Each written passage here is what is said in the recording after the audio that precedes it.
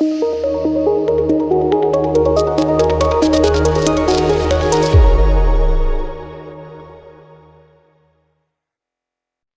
guys, so in this video, I'll be showing you how to create the knockout text effect in Adobe Photoshop.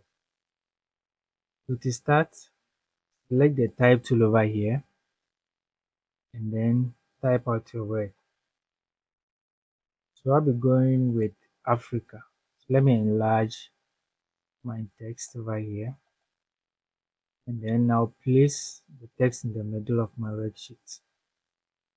Now, after enlarging my text, what I have to do now is to select the background over here, select the rectangle tool and then draw a rectangle like this.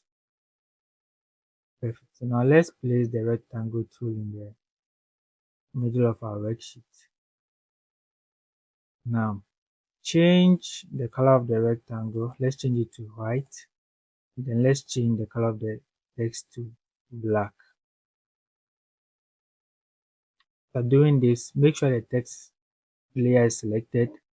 Go to FX, blending options.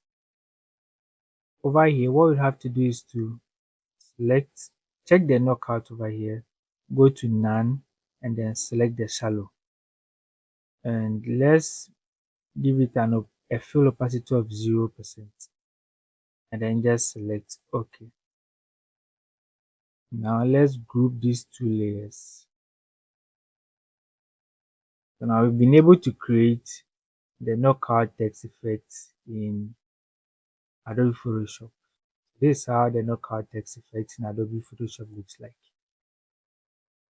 And now you can still change the text though. So let's say we can change it to less and that would also work.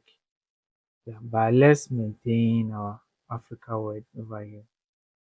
Okay, so guys, this is how to create the knockout text effect in Adobe Photoshop.